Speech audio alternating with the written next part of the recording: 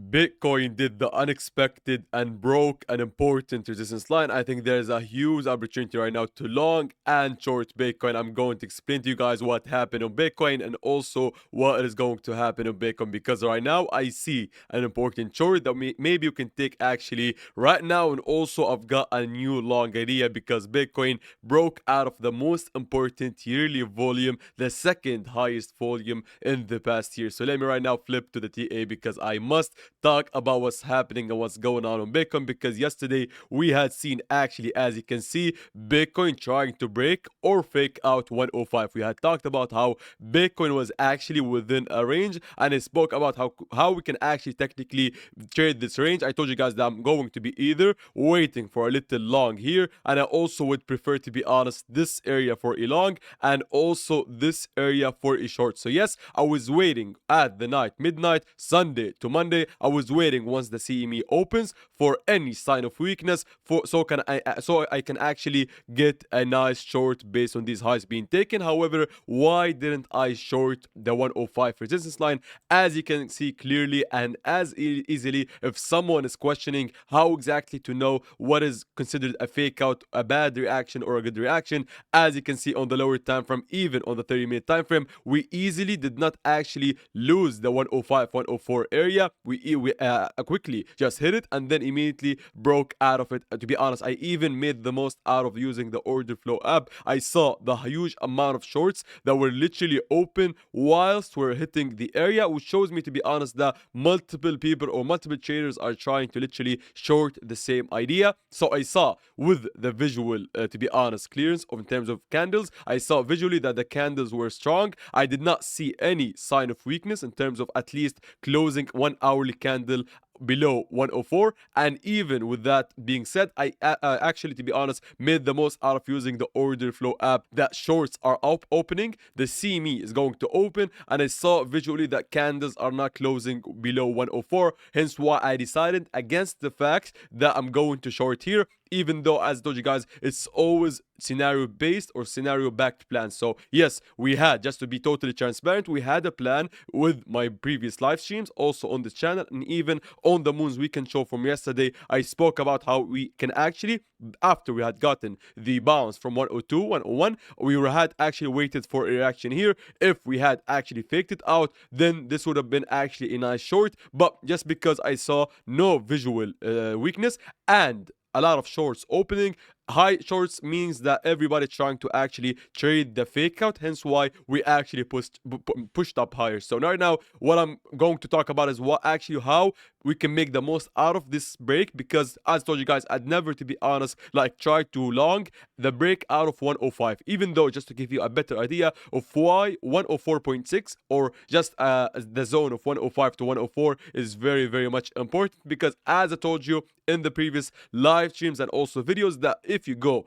on a higher time frame and take literally the whole period for the past year, guys, and you put a volume profile on, let's say from November 2024 to the current price action, which is also November, we'll have a whole volume profile pull for the whole past year, or to be precise, 365 days. And based on that, you can clearly see how important two levels of interest are. The first one is obviously the 97 one. I'm still waiting for it, and if we get it, this is going to be honestly the best long ever. However, we also should not forget about the 104 105 area as the second highest volume area, as you can see very clearly. Hence why I'm going to talk about how important the break and holding 105 would be and could be on Bitcoin.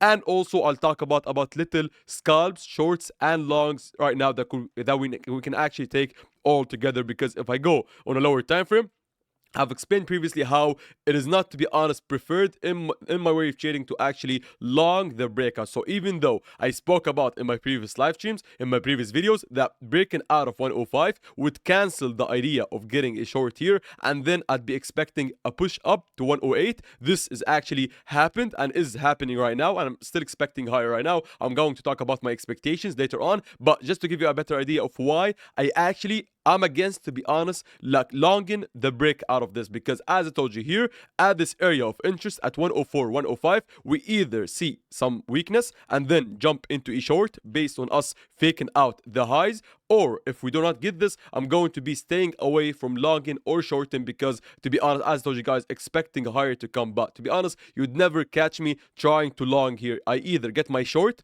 and if I don't, then I'm going to be waiting for the better short at the areas that I'm going to speak about now next. Because as I told you, now that we're done with this, I'm going to talk about the importance of holding 104, 105, the level that we just broke yesterday, and also why am I exactly waiting for higher prices. I think that Bitcoin can easily push up to 106.7, 108. I'm going to give you my expectations with stats backing them up, and I'm also going to tell you guys the best long and short setup. Right now, let's focus on this area of interest. I'm going to forget everything else. Just remember that 105, 104 is the current support, and 107 to 108 is the current resistance line. And based on this, I'm going to give you an idea for a long and then end it off with an idea for a short. Basically, the first long idea is us back testing and retesting the area that we just broken out of. As I told you guys, I'd never, to be honest, you'd never catch me trying to long the break out of that important resistance line, but I'm also quite happy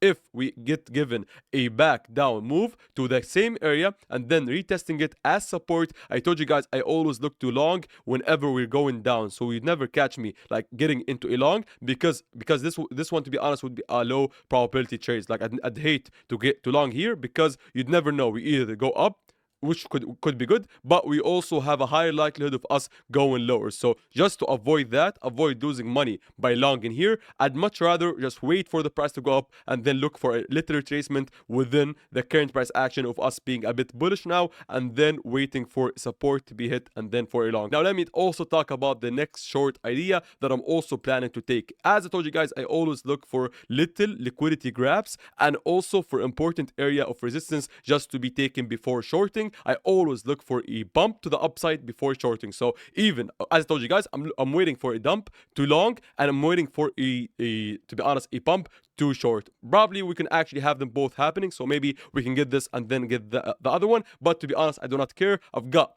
an alert set at 106.6, so I can maybe think about shorting, and I also got an alert at 104.6. Whatever comes first, I'm going to take, based or at least having in mind that we need the good reaction for it. So hopefully everybody understood. I just wanted to give you a clearer idea of where to short and long next, guys. Thank you actually for staying along with me.